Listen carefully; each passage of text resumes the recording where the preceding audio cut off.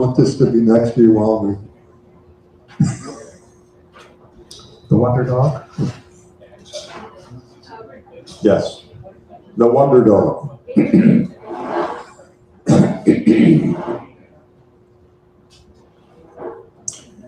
Okadokes, okadokes, okadokes.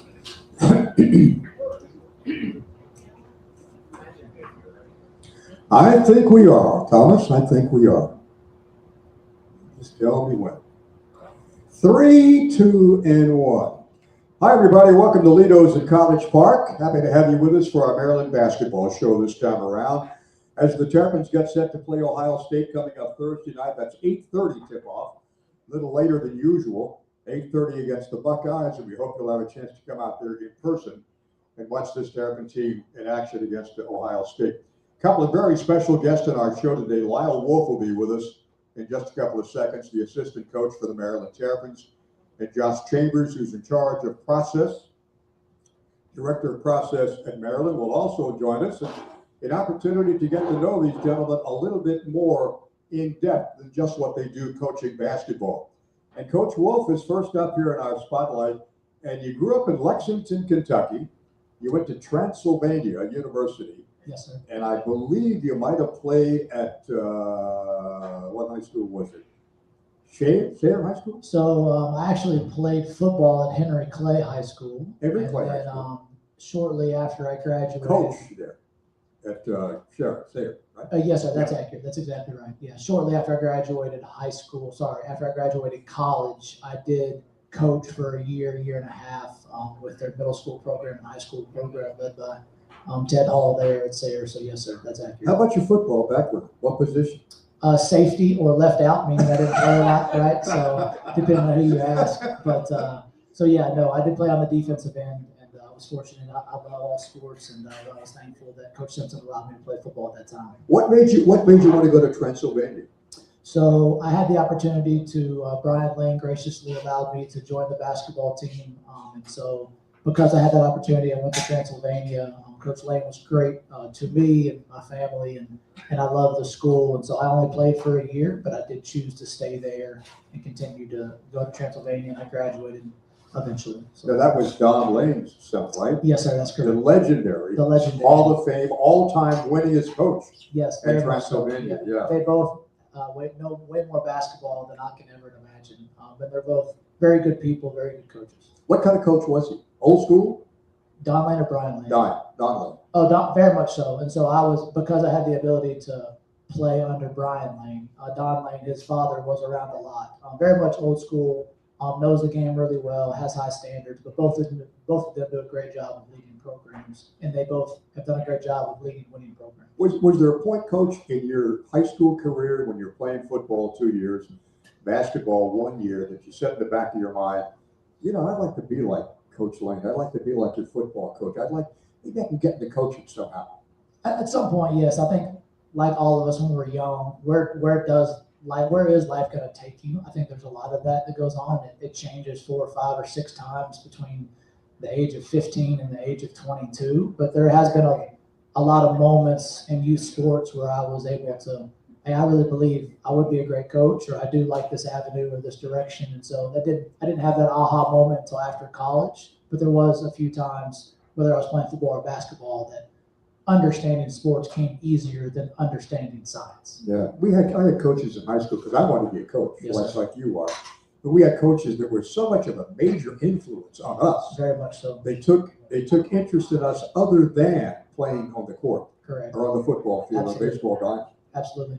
No, I was very blessed. I've got 2 wonderful parents, and besides those 2 individuals, my mother and my father, I think, and like you said, coaches play the next best influence in my life up to this point. And so, yes, that's a huge impact for me, is the opportunity to step in and play that same role for other people. When I was pitching high school, I started the first game in the history of North Miami High School. Striker ball. It was a swing and a miss, okay? The first guy that steps, now my baseball coach is Jack Clark, who also coached Steve Carlton, Hall of Fame guy, pitcher. So we only had 10th graders. Okay. We're playing against juniors and seniors. So the first game of the year, my coach was out there by the dugout with me and Benny Pent, Ralph Spickerman, the pitching staff of North Miami High School. He says, boys, he says, it's been a very difficult decision to pick out who's going to start the first game of the history of high school. But I made that decision. He's got a ball. He's tossing up in the air. He throws it to me and he says, good luck. I was gone after 2 innings. Oh, there you go. That's okay. And the first batter that I faced steps in from Miami Jackson High School, little guy my size, swinging a miss. I'm thinking, this is going to be a piece of cake. This is easy. Second pitch, whack! Almost took my head off. There you go. Lee Corso was the batter. Wow, how about that? On ESPN Game Day. That's wild. Very Who I cool. later found out was all city, all state, all everything in That's right. 3 sports. That's right. But in those days, most guys played all 3 sports. No question. But you were the one that he did toss the baseball to. And I lasted 2 innings. That's okay. That first He game. voted for you. So is there a coach? I mean, then you hook up after you got your degree, Correct. and then how was your first job? Your grad assistant at Virginia Tech or Marquette? Yes, sir. So eventually I landed at Marquette. So I worked. How'd that job come about? So I worked with a private equity company out of college that my dad helped me land at, and I did not enjoy the job. It was a great spot. I wanted to pivot into sports. If you don't know anybody, you don't have a network, you need to build both of those. And so from a lot of advice from people that are in my life, you need to go out there and work a bunch, meet a bunch of people, work really hard. And so I was thankful that a year and a half later, I landed a GA position with him at Marquette. And I've been with him since. Was it like a relief for you to find something you really enjoyed and your heart was really into? Very much so. I think when we all chase passions and we finally land on something that we love that doesn't feel like work, and you can merge those into your profession. Yes, that was one of those moments in my life. So yes, sir, huge relief, and I was thankful that I was with Coach Williams and a great staff, and I didn't know it turned into this, but very thankful it was for good people too. It wasn't just a job; it was the right job. Do you remember your first conversation with Coach Williams? A little bit. I wouldn't say it's a conversation. It was more, hey, my name is Lyle. I'm here to run camp. Please don't, let me do whatever I need to do. I don't remember all the details, but I do remember that summer. We're talking to assistant coach Lyle Wolf here on our basketball show. You know, the University of Maryland Medical System, the official medical team of the Terps, where you and your family can expect the same level of exceptional care that our athletes receive in Maryland. You can learn more at umms.org/better. University of Maryland Medical System, Maryland's healthcare champion. We are brought to you by Thompson Creek Window Company from Ledo's in College Park, and we will come back with more in just a minute on the Maryland Sports Radio Network.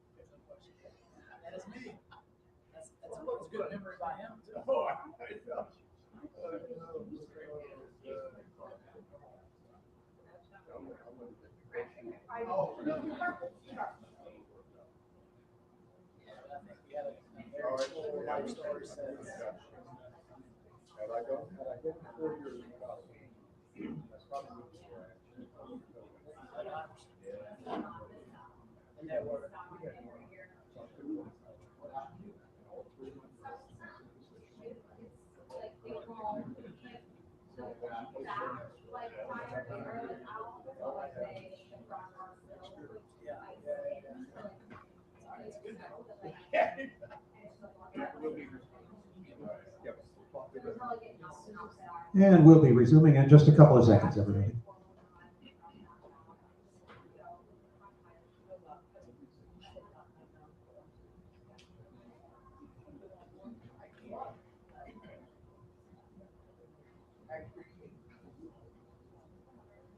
SeatGeek is the official ticket marketplace of the Maryland Terrapins. Whether you're buying or selling basketball tickets, SeatGeek is the place to do it. SeatGeek, so basketball fans can enjoy Maryland's game Thursday night against the Ohio State Buckeyes. We're visiting with assistant coach Lyle Wolf. We're talking about his first job as a graduate assistant for Buzz Williams up at Marquette. That was way back in 2013. Yes, sir. Okay, and your job responsibilities were what? help everybody be really good at their job. So Coach Williams obviously had the biggest bucket, all of our other assistants, all of our players. And so more or less, I'm a helping hand for anybody. And so a lot of hours, but it was fun. Learned a lot. So you did everything basically, huh? I helped everybody do everything. So I wouldn't say I owned anything besides being the ultimate helper. But through that process, I learned a great deal, and I was able to improve on a lot of skill sets. And you got your master's in sports leadership. Yes, sir. After there as well. Yes, sir. I was thankful to go through that leadership program. They do a great job. I learned a lot about macro level sports. And so, yes, sir, I was fortunate to get that degree. So nobody knows Buzz Williams probably better than you and Josh Chambers. Sure, We'll get onto this sure. later on. Any change in the coach from those days at Marquette to where he is right now? Very much so. Right? The sports changed a lot. Like the type of athlete, obviously the NIL piece and the transfer piece, like to Coach Williams' credit, and really to all coaches who have been in coaching for 20, 25 years, so much has changed. You either have to adapt or you choose to do something different. So to Coach Williams' credit, he's adapted unbelievably well. We all have tried to adapt. Now, Coach Williams, when I guess I first met him, he was, well, I'm going to mess some of this up, maybe 37-ish, 35-ish potentially.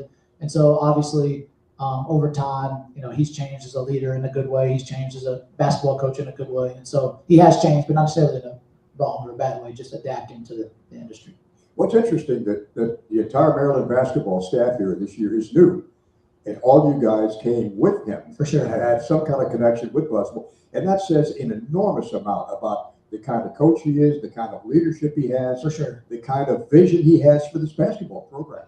No question. I think we talk to recruits sometimes about this as well, but a very good illustration on how well a program is led is by the retention of the staff and or the players. And so we've always had a very high retention rate in regards to staff and players. And I think that speaks to how well run the program is by Coach Williams. So yes, all of us are been working with one another for a long time. We're thankful for those relationships. We all work very well together. We've had success. And so, it's all a very good program and culture at the moment. It also says a lot about him, how comfortable he is with you guys. For sure. With all the coaches that are looking for jobs. No question. You're the magic four he's got here. So, trust is a two-way street. Sure, absolutely. He trusts us. We trust him. We lean on one another. I think it's helpful that we are battle-tested. And there's been moments where our program has lost 8 in a row at Texas A&M. And we were 2-15 our first year, potentially messed up some of that math, but we struggled our first year at Virginia Tech. And so our group is battle-tested to the point where we know we can get out of segments or when we're winning, how to hold on to momentum. And so I think there's value in that too. Like there's way better coaches out there than myself or I'll just use Josh because Josh is right next to me, but Josh will take that the right way. Like Coach Williams knows he could find more intelligent people, but I do think the collection of the people with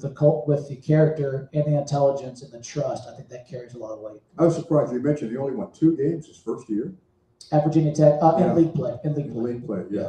That's accurate. So what we're going through right now is kind of a reflection of what you've already been through, things like For this. sure. And there's For sure. always going to be a change. No question. It's going to get better. No question. People take just relax. Everybody gets panicky. Sure. And say, hey, wait. Sure.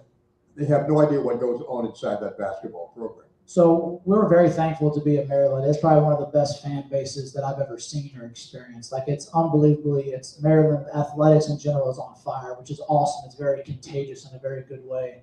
But we kind of have a philosophy in house, regardless if we're on a 10-game winning streak or a 10-game losing streak, how can we take the information we have right now and continue to get better?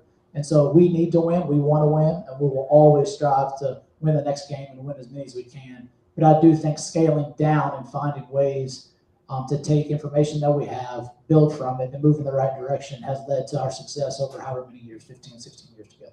Was it difficult to leave Marquette and to go with Coach Williams? Did he say, I want you to come with me? Yeah, but I was 24 and single. Coach, I'll go wherever you want to. Like let's go. Like we'll go to Alaska if you want to coach in Alaska. Exactly. So I was graduating as a grad student, so I didn't have a job, and so Coach Williams employed me as my first salaried position my first year at Virginia Tech. And so if he did not take me, I don't know where I would have gone. But he likes to remind me early on. he could not take me and then convince somebody to take me, so he had no choice, which I'll take it. And boy, when you guys went to Texas A&M, my goodness, you have just a marvelous run. You went 28 games down there one year, didn't For sure, yeah. No, we were credit to our players. That was all of our players. We had really talented guys that bought in and played together, and so yeah, we did. I think it was our third year. I may have that wrong, but yes, we had a year where we won a lot of games. So 3 consecutive years you went to the NCAA tournament. You won 20-plus games years, and those 4 consecutive 20-win seasons, only the second time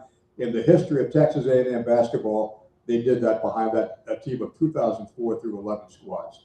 So you made interesting inroads at Texas A&M. all credit to the players and Coach Williams. Yeah. And I think you're spot on. We were fortunate enough to get the right group of guys together and fight together. And I've learned a lot through that process and learned a lot through the process now. But our players were unbelievable at A&M. They're unbelievable here at Maryland.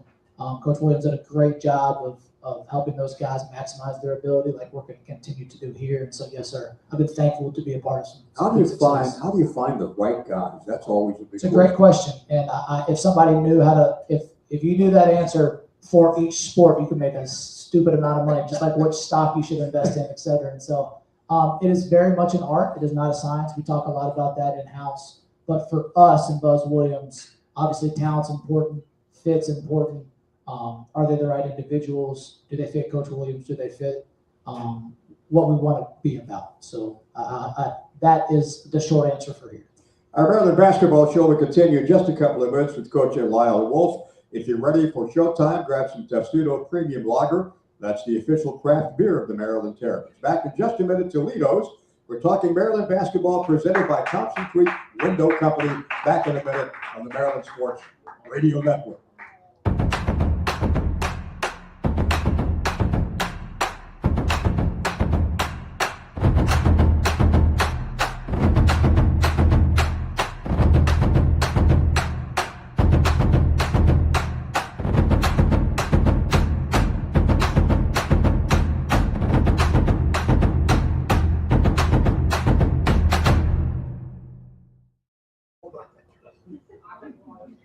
That's what that is. That was a long time. Oh my God, yeah. I'm just seeing it when I'm glad you want it. Yeah, oh yeah. Those are interesting times. Everybody doing well with it. Yeah. All the girls had a grandson, get to the resident, you know, with their vaccine surgery. We have Laura at Suburban Hospital. Folks are in charge of ready to go. I'm sure you can Nick uses. Kelly in private practice in front of us, nothing like that.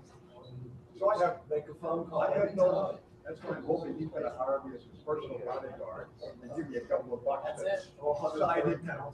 You can handle it. Exactly, exactly. You ever talk to Dr. Cox at all? I haven't seen it for a couple of years. Yeah. I'm only going in part-time. Okay. Good for you. How long have you been doing it? More than 3 years. I was told that on Wednesday, 77.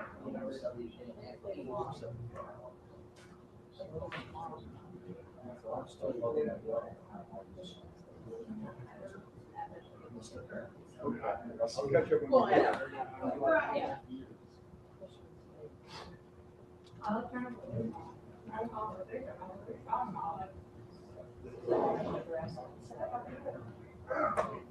Do we have one more second?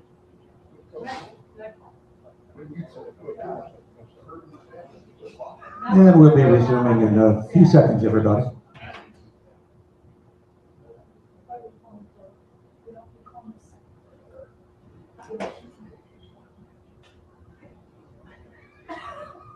Welcome back to Ledo's in College Park. Johnny Holloway, assistant coach Lyle Wolf, and still we come Josh Chambers, director of process at Maryland for the basketball program, to be with us coming up in just a few minutes. All brought to you by Thompson Creek Window Company, a proud partner of the Maryland Terrapins. Thompson Creek designs, they build, they install replacement windows from their local Maryland factory. You get high quality windows at an affordable price without the middleman markup. The Terrapins now 8-13, 1-9 in conference play, trying to get back on track against the Ohio State Buckeyes on Thursday night. They've only won 3 games on the road. They've lost 4 away from Columbus. They are 14-7 and 6-5 coming to town in the Big Ten. So you come to Maryland as part of Coach Williams' brand new staff, and you bring all the success that he had at Marquette, at Texas A&M, and at Virginia Tech right here to Maryland. And we talk about a guy that knows what he's doing. He's won everywhere he's been. The players absolutely buy into everything he does and the coaching staff that he does. And it takes time to build a program. For sure, no question. For what you guys went through at the last minute trying to assemble a team, Sure, outside of the 4 guys that came with you, sure. it's been tough. For sure. I think all transitions in life, you're kind of drinking out of a fire hose in a lot of ways. And so that was very much our process between the day that Coach Williams was announced as head coach to today. But regardless, we all have an extremely high confidence level in where the direction of where this program is going. With conviction, we believe that we're going to be where we want to be over the next however many months and years. And so you are right. It does take a lot to build a program to get it where it wants to go. But we like where we're at. We like where we're headed. And we're like, again, with conviction and a high confidence level, we like where we're going. How about some of the marquee players that you've taken at one of the 3 schools you've Sure. been at? Is there any 1 or 2 guys, or maybe more than that came in with, you're okay, he's here with us to play, but surprised you? And when they got to their senior year, they just exploded and became a major force? Oh, for sure. I think that happens with a lot of players, as they continue to get better. The easiest answer is Wade Taylor coming to mind at Texas A&M was probably ranked, I'm making this up, 130-ish out of high school, and he was a first-team All-SEC player his sophomore, junior, and his senior year. Quentin Jackson is another easier name to identify. He was a junior college player that wasn't recruited by a lot of people. Ended up being a potentially second league all-caliber guy his 3rd year with us at Texas A&M, and is now playing with Indiana Pacers. And so Coach Williams has had a lot of success with guys who probably didn't have a lot of early recognition as a player, and then helped turn them into one. Great marriage between a coach that's not afraid to push you, and then a hardworking player with talent that's willing to get better. And so we've had a lot of success with guys like that.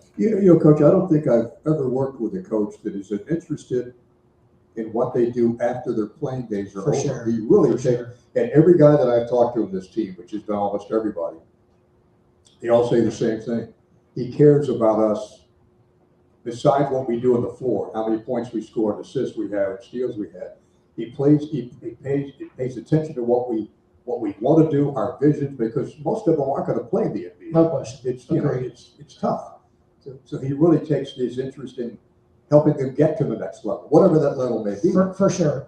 Led by Coach Williams, obviously we have a job here to win as many games as possible for Maryland, and we will. And he also believes his job is to help these young men be better young men than what they currently are. He does a great job of leading that direction. And I believe that speaks through our retention of players at Texas A&M and in Virginia Tech and Marquette. Like, we had players, we had 3, 4, 5th-year players. Like, we barely lost any players during the early segments of NIL, regardless of the chaos of how that all came about. And so, yes, you are correct. Coach Williams is very intentional about that, but he believes that's his purpose, and that's one of the reasons why our staff is with him. It's a bigger purpose than just X's and O's and wins and losses, although that is very important, and we know that. So you are spot on. Our players really believe that with him. He does a great job with that. Last night we had a scholarship dinner at the University of Maryland. I saw a couple of guys. Darius Adams Yes, was sir. there. I think Miles Weiss was there. Yes, sir. And I had a chance to talk to Pharrell Payne. Yes, sir. And I told him, I said, everybody misses you. We really miss you. Sure. And his comment to me was, we're going to be okay without me because we have enough talent to win the games. That's One of these days, everything's going to fall into place. And from that point on, boom. That's it. That's it. 100%. I believe that. What a great guy he is. Pharrell Payne's unbelievable. Great family, really, really good people. I know it's hard to understand this unless you're in sports, but for Pharrell Payne and Solomon Washington and Andre Mills and George Turkson to follow us from Texas A&M to here, and to all the conversations they had to filter through with their family and potentially agents and whatever else, all the chaos of NIL, it speaks volume for them. And so, yeah, Pharrell Payne, great mother and father, great family. He's a great individual. I think, what's the adage, like, who would you not want to date your daughter? Who would you want to date your daughter? Obviously, he's the type that you would be okay with dating your daughter. He's a very, very good person. And so, yes, we believe the same way he does. Everything's going to be fine. We do miss Pharrell as a player. He's unbelievable, but he's been a really good leader, even though he has been absent on the floor. He's done a great job of helping us. And your job primarily, as Coach Williams has said over and over again, when you talk about offense of our Maryland basketball team, it all revolves around the shoulders of Coach Wolf. He's an offensive genius. For sure. I wouldn't say genius. We're ranked pretty poorly offensively right now. So I wouldn't say genius by any means. I didn't want to go there. That's okay. You're allowed to. I'll take the hits. It's funny. I always tell people I only coach our makes and not our misses. And so, yes, we've had a lot of success offensively over the past 5 or 6 years since I've been thankful enough to have that responsibility. We do need to get better in a lot of ways. Ultimately, what we're trying to do is put our players in position to where our system helps them generate easy baskets. And then them as talented players will have the opportunity to make tough ones. And so there's times when our systems look good. There's times when it looks stagnant. That's on me. That's not on our players. We will continue to fight for the same direction and the same continuity offensively, but I think we're heading in the right direction. You can join us for our next Maryland basketball show coming up, presented by Thompson Creek Window Company. We'll be at Ledo's next Tuesday with Coach Brenda Freeze, recording that show at noon, and it will air that night at 7 o'clock on our Maryland Sports Network. Back with more with Coach Wolf in just a minute on the Maryland Sports Radio Network.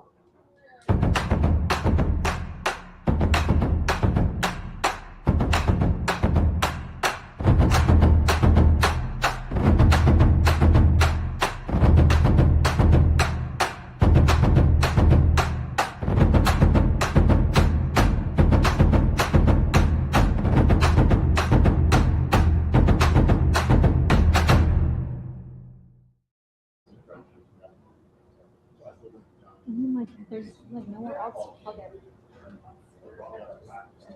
The whole way. Yeah, So that's like, And no one knew what was talking about. Every single thing. Yeah, they're all Smile.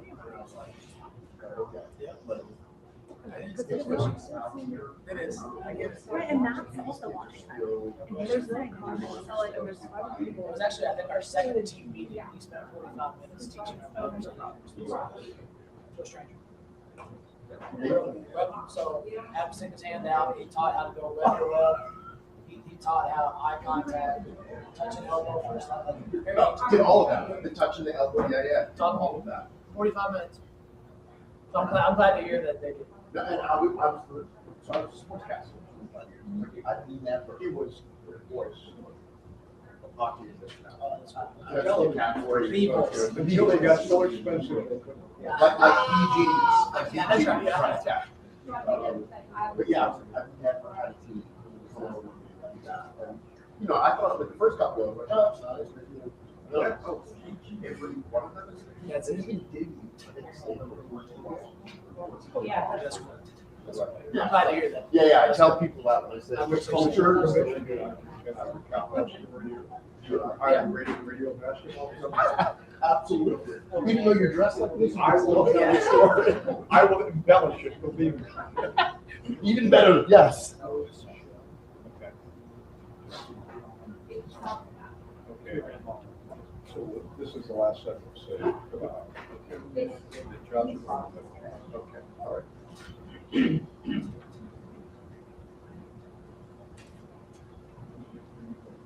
And we'll resume really soon.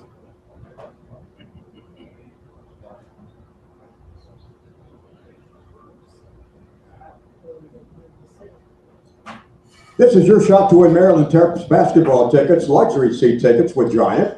You can use your 5 flexible points to enter. Activate the offer now at your rewards dashboard. Learn more at giantfood.com/Terps. Rob Carlin, one of the great broadcasters in Washington, D.C. history, was just visiting with Coach and I a couple of minutes ago. And those of you who remember the Virginia game, Rob did a tremendous job. I was worried about even coming back and getting my old job back after he did such a magnificent job. He's telling me about when he went out to practice, Coach, the one thing you guys, your players have done, interact with the Maryland fan base. They come out, introduce themselves. Every guy on the team went to Rob Carlin introduce themselves to that. Absolutely. That's a credit to our players and their parents and how they were raised. And then Coach Williams, obviously, as an extension of them, has done a great job of helping our programs and our young guys on how to carry conversations with people you don't know. And I believe it was the second or the third team meeting over the summer. And Josh can elaborate a little bit more on this, but he taught our players how to properly shake hands and introduce yourself and how to try to repeat their name for recall. And I would say we spent 45 minutes to 90 minutes on that just alone. And we have never even talked about a baseline out of bounds play or how to score, which may be one of the reasons why we can't, right? Sorry, small joke. That was on me, nothing. But no, and so you are exactly right. No question. No question. We do need to win games, but Coach Williams has done an unbelievable job of helping our young men with small things to help them be better people. And the illustration of our players going up to somebody they don't know and introducing themselves is a great example of that. You want to win games. How do you win the game against Ohio State? Absolutely. And so schematically, we need to continue to make the right decisions on offense. So we talk a lot about trying to get the defense in rotation. Once you engage two people, passing the ball, now you have an advantage 4-on-3, 3-on-2 somewhere else, and making good decisions there. And so I think we've refined a lot of our collective thought on the offensive end. As everybody would agree, myself led the charge. We had them pretty stagnant against Michigan State. I thought we did a better job against Purdue of having a better offensive collective thought. So offensively, I think we're heading in the right direction, continuing to improve with that decision making when we have an advantage on the offensive end. In the defensive end, I'll tell you what, Ohio State is very, very talented. They've got great guards, great forwards, great coaches. They do a really good job continuing to keep them out of offensive rotation, right? We want to make sure that we stay hat on hat. And anytime that we have to commit two to the ball, try to slow that ball down so we can get back hat on hat. And so I think we'll do a better job with that. And I think that's kind of been the main focus of leading into Ohio State. And there's a lot of basketball still to be played. Very much so. To finish on a high note. Very much so. No, and we believe that. Our team is staying connected. Our staff, again, has a high confidence level that we're moving in the right direction. I believe we're going to finish the year out very strongly. And then I think that the first step of that is today's practice. If we can win the Ohio State game in today's practice, that's the best first step. Coach, it's been a pleasure. Johnny, thank you so to have much. you here. Yes, I really enjoyed yes, sir. Thank you so getting to much. know you and your background and what you've done and your philosophy and vision. Yes, sir. First class. Appreciate your support. You bet. Yes, sir. Thank you so much. Hey, thanks for joining us here from Ledo's in College Park, brought to you by the Thompson Creek Window Company. Tom Marquino has been our technical director for Coach Lyle Wolf and our director of process, Josh Chambers. I'm Johnny Holiday, and we'll see you Thursday night when the Terps take on Ohio State at Xfinity Center.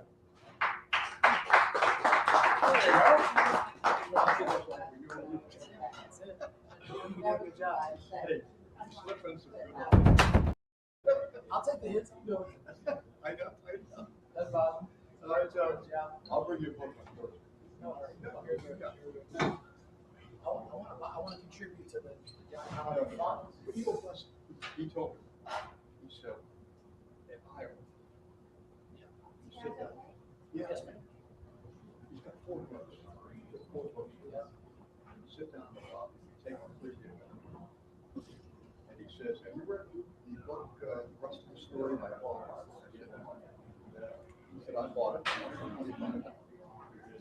Your book, which is number 2 of my 4 here, is $23.95. Of course, we're not done. We're doing these segments slightly out of sequence so that we don't have to play music and chairs twice. So why would his be 125? Yours is only 23. I said, I don't know. I said, you're going to give me a review? Absolutely.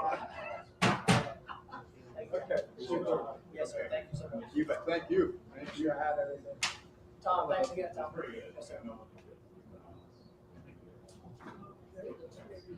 I got one more drop in here. We got the, all right, cool.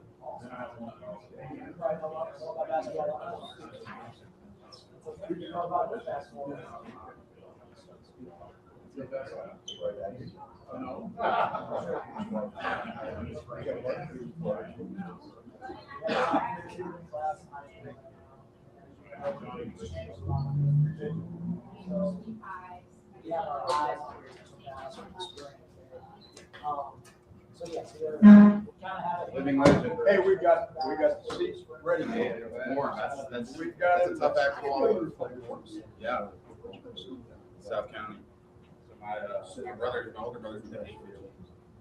And my dad was Army. We moved around a little bit and we moved to South Carolina and we moved back to Virginia. South County is just so I went there in its first year. Yeah, new school, had rezoned, but same district as TC Blue. Remember the Titans. Yeah, lived there for 4 years in elementary school and 4 years after. So 8 years old. I was very excited when Coach told me,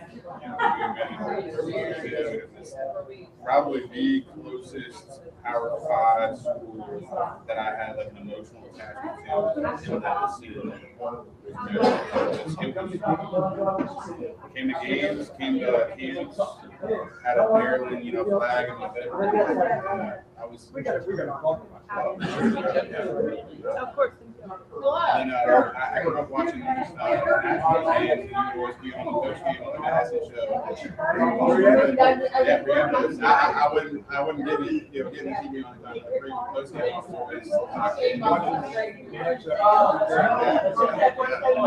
Hey, we're gonna go next. So much of this has been like a homecoming, so much nostalgia,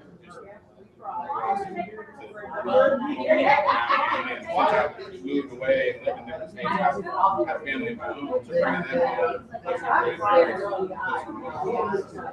I have a 20-month-old. He's a boy, and my wife and I got married in Texas 4 years ago. Yeah, so I was going to come back, be a little closer to her family, be really close to mine, and have all these connections to this place and this area, and how much the DMV has specialized. Especially my dad was in the Pentagon. My dad was in the Pentagon during 9/11. He was colonel.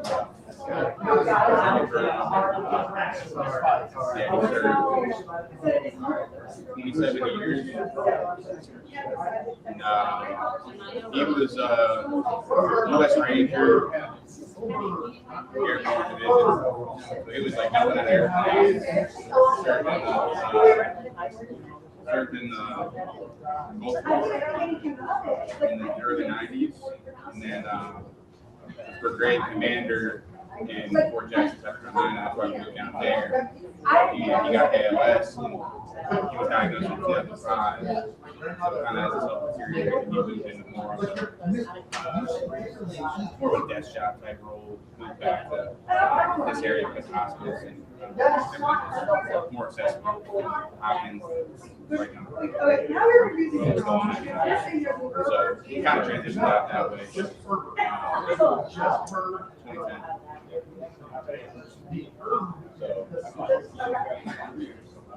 Yeah. So my older brother's coach at Kansas State. He coaches the TBT team that Steve Channel Dale there. And he's been heavily involved with his foundation. He wears his shirt on the sideline every game. They went to yeah. That's exactly what my dad was doing.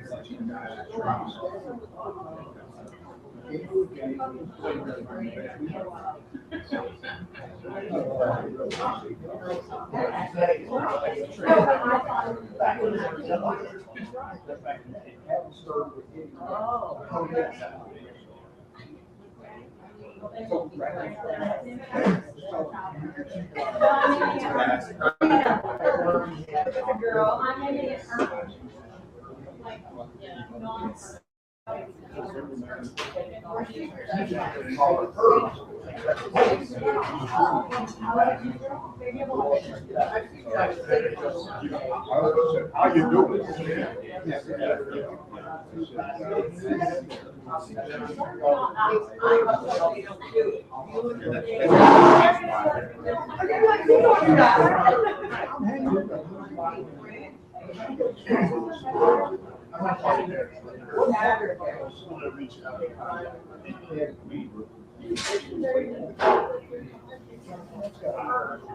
Yeah, it is. It was obviously extremely rough. My dad and my mom, they became his primary caretaker.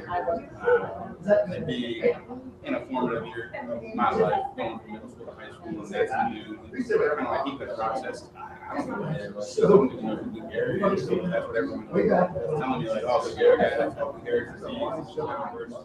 Yep. And he has a foundation called the Sims Foundation. Yep. Yeah. It's not progressing the way he had. So it's so quick. Yeah.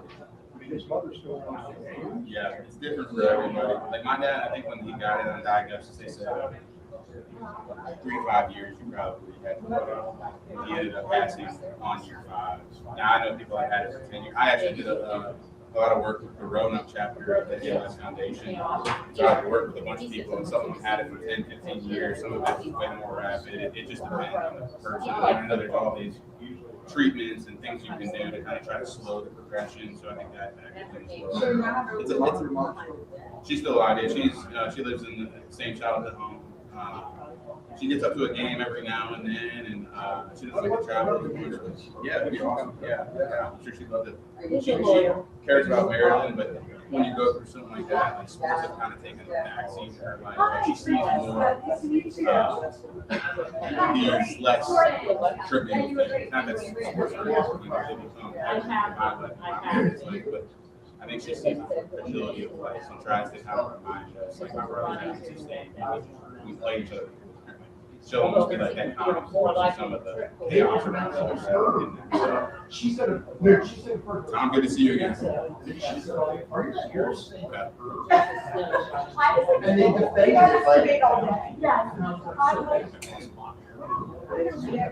And they were fighting. So how many seconds do we do here? Much like your offensive set. I'm not settling how it's working. All right, everybody, we'll be resuming in just a couple of seconds.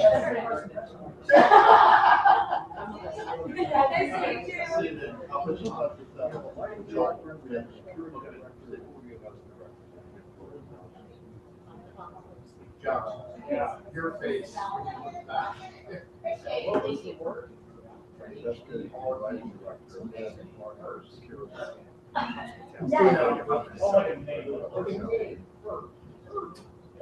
All right. I've never.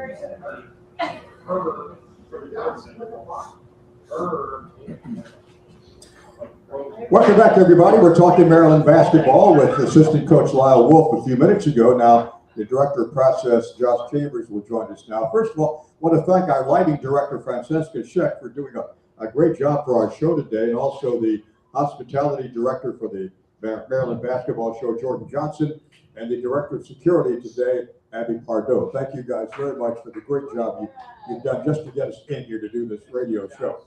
University of Maryland Medical System for better treatments, better outcomes. That's a better state of care. Learn more at unns.org/better. I had no idea that Josh Chambers was almost a local guy from down in Lorton, Virginia. Yep, grew up in Northern Virginia, Nova, as some from the area like to call it. Had the Maryland posters in my bedroom growing up. Was a big Steve Blake, Juan Dixon guy, like I'm sure most in the area, most kids. Grow up idolizing good players like those two. So this place means a lot to me, means a lot to my family. It was especially special. It was really special when Coach told me we were moving and where. And when he said the University of Maryland, that's obviously a huge deal for me, who just had a son about a year before he told me we were moving. And being closer to grandparents, being closer to family for my wife and my firstborn. That was special to me, and knowing how cool of a place this is with so much history and the people and the tradition and just the spirit and the passion to be around that every day as I kind of grow my family. It was an exciting move for sure, and just so happy and blessed to be here. You got your degree from Virginia Tech, economics, and you were student manager for the Hokies. I was, yeah, I got really lucky. I was a student manager the year before Coach Williams got there. That coach, the first coach I technically worked for, James Johnson, he moved on, and Coach Williams got the job, and I remember it like it was yesterday. I saw him change his Twitter picture on at the time it was called Twitter, now it's X, from Marquette to Virginia Tech, and I met him the next day, and forever he's had an impact on my heart and my life in a positive way. Just so thankful I was placed there at that time. Our life paths crossed because a lot of I think my personal growth as a person, I think there would be an opportunity cost for where I'm at if I had not met him. Obviously, I met my wife when along that journey. We've had a child since then, and then the number of experiences and people we've gotten to be around, the players that we've been able to impact and be impacted by. Forever grateful for Coach for allowing me to be a part of this traveling circus, as some may call it, and just grateful to be a small part of what makes us us, so to speak. Josh is director of process at the University of Maryland. Also, you lost your dad to ALS some years ago, 2010. And I understand you gave some of your scholarship money to the ALS Foundation to help them research and find a cure for that absolutely dreadful disease. I did, yeah. So my dad was diagnosed in 2005. I was a middle school student transitioning to high school at the time. When he was diagnosed, he was the brigade commander in Fort Jackson, South Carolina.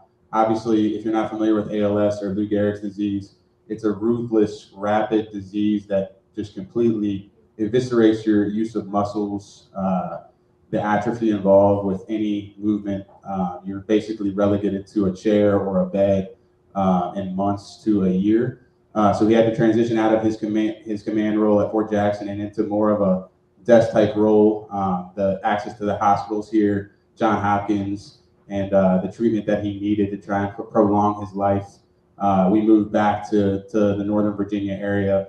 I ended up going into high school, knowing my father was on a timeline, so to speak, not to be morbid. The reality of the situation was, and my mom became basically his primary caretaker, and I became her aide. And so spent my high school career, so to speak, going to school, taking classes, and going home and taking care of my father, my sick father, for the remainder of the day. And so I wanted to where my dad and mom would be, in Virginia Tech was the only school I could get into, so to speak, in the area. So I went to Virginia Tech, and along that journey, Coach Williams got the job that you mentioned.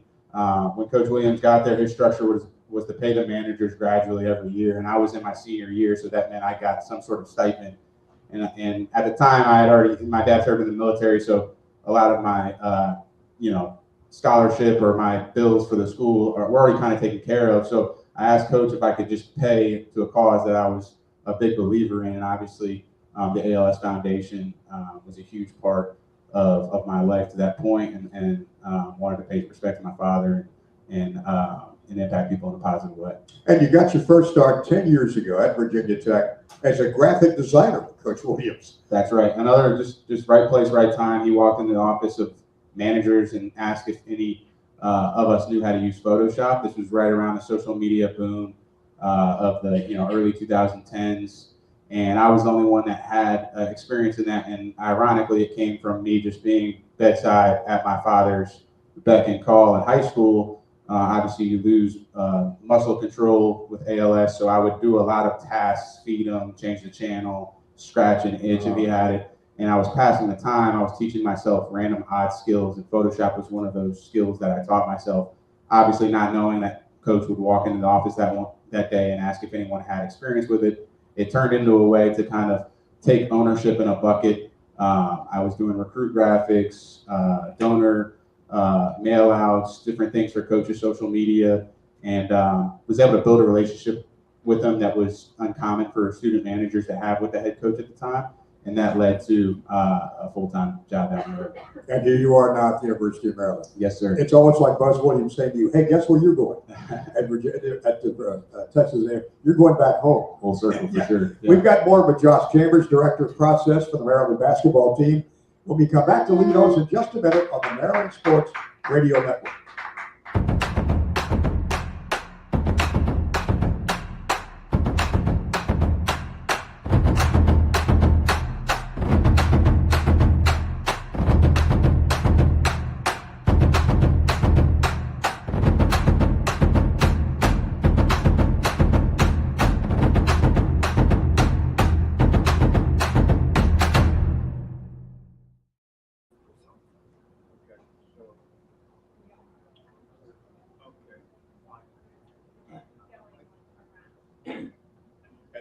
to this segment before back to the back. You got it.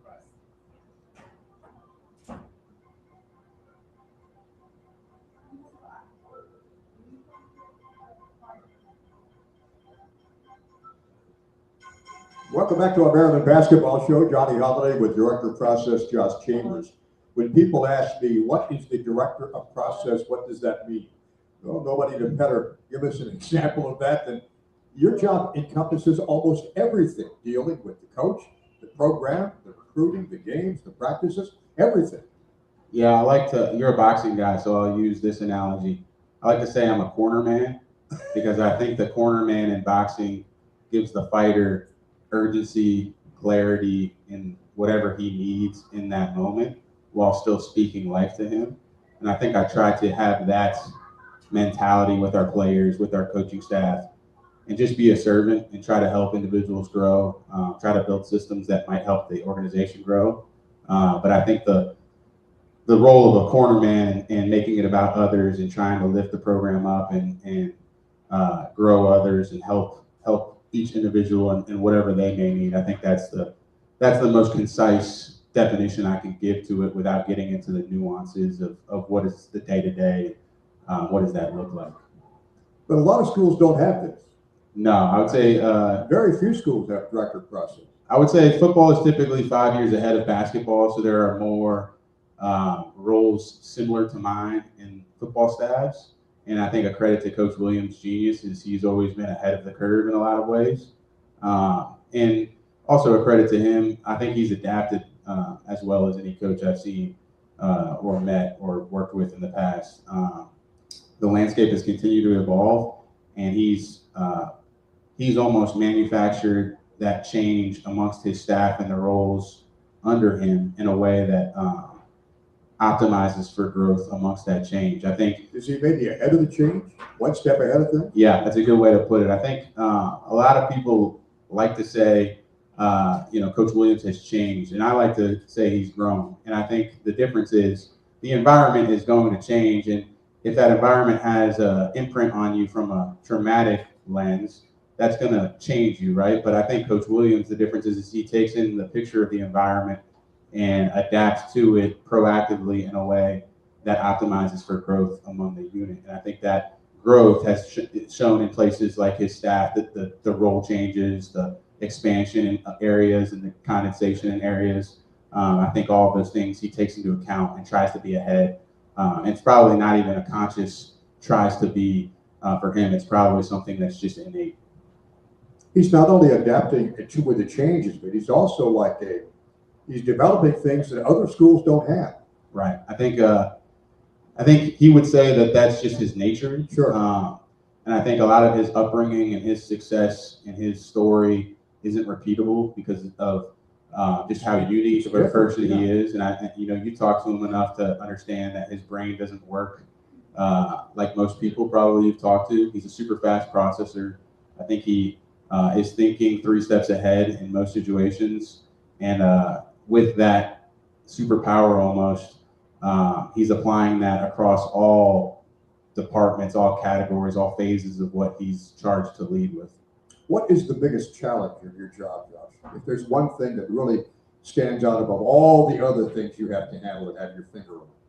The biggest challenge, I think, and I would even not use the word challenge because I think that comes with a negative connotation. But the biggest opportunity, I think, is the constant change. It is the rule changes, the NCAA tournament using different criteria. It seems like every 3 years, who gets into the dance in March. You saw that in Texas A&M too, didn't you? Yeah, 100%. Yeah. So we were snubbed we thought we were snubbed a year. I think it was the 02-03 season, and so that led to a deep dive into how scheduling can optimize for the team's best chance to make the NCAA tournament. All of these constant variables that are dials seemingly moving one way or the other, and trying to have a grasp on all of those. As I know, smarter and smarter people are coming up and impacting the game in different ways, whether it be Congress, whether it be analytics, whether it be the NCAA tournament selection committee. Having all-encompassing macro view of all of those things, and trying to still take coaches' culture and the standards and the non-negotiables and what we think our secret sauce is, and blend those two, I think is an opportunity that excites me and really gets me out of bed every morning ready to attack the day. Keep it going. I appreciate It's been great having you. Thank you. Great Thank you guys for your time. Let's do this again sometime. I would love to. Okay. Anytime. Back with Coach Lyle Wolf in just a minute on the Maryland Sports Radio Network.